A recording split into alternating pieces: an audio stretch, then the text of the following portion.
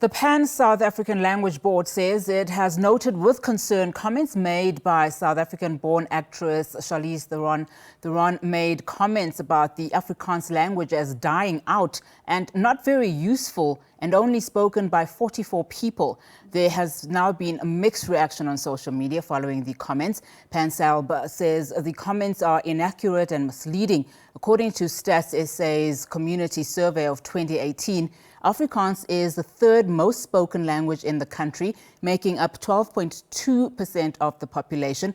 To take this discussion further, we're now joined via Zoom by PANSALB CEO Craig Schultz. Mr. Schultz, thank you so much for your time this afternoon. Firstly, let's get your reaction to Ms. Theron's comments and the perception that such statements have on the language itself and, of course, those who speak it. Firstly, a very good afternoon to you and your viewers, and thank you very much for having me. Firstly, thank you. I think you've provided very good statistical context in terms of the number of persons within the country that speak Afrikaans. And we don't know whether the comments were made in jest or whether the comments have got any merit in terms of the perception of Ms. Theron. But we found that this is completely unfounded. And what it perpetuates is a further misconception, because the society at large doesn't only have white speakers of Afrikaans. In fact, 60% of speakers of Afrikaans are actually from our black community.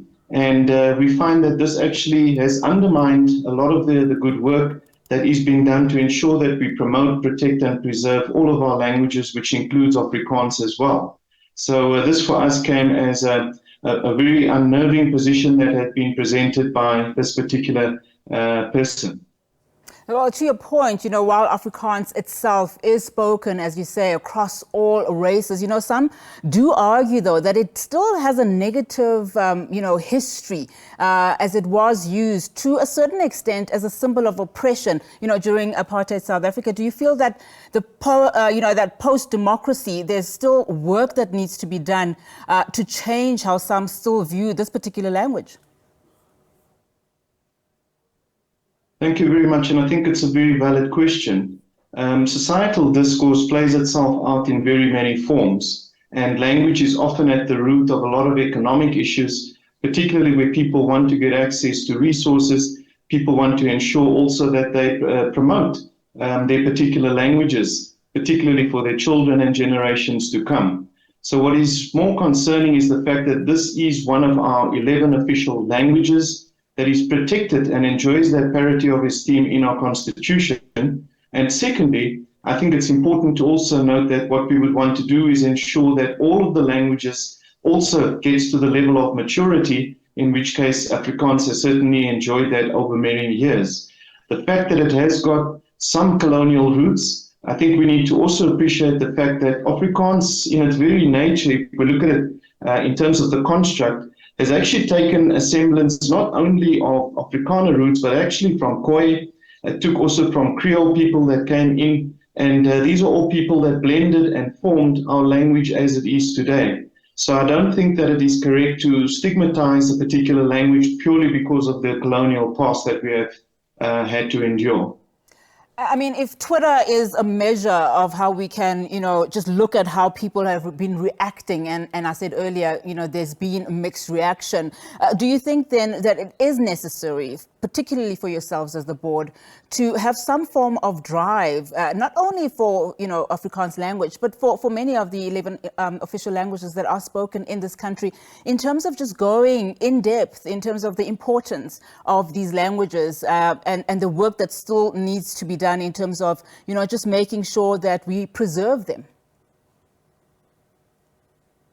Yeah, thank you very much. And I think it's important to note that we do have a number of community outreach programs where we do go in and try and encourage also our indigenous languages, those that are either near extinction or those that have suffered still in terms of not getting access. In terms of our schooling system, mother tongue education becomes quite important.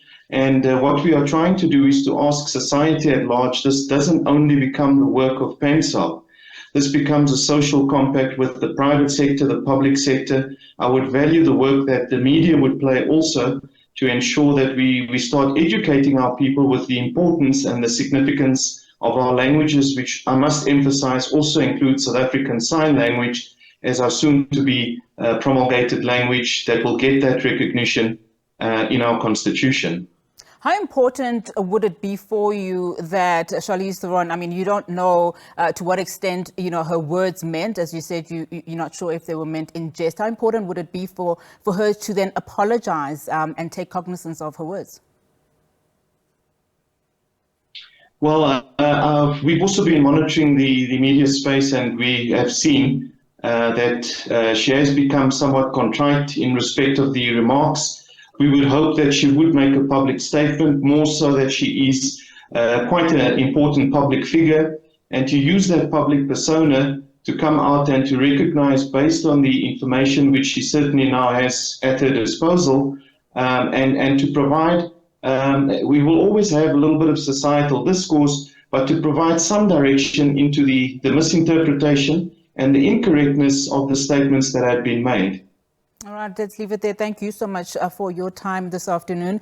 Really do appreciate it. Craig Schultz, he's, of course, the CEO of PANSALB.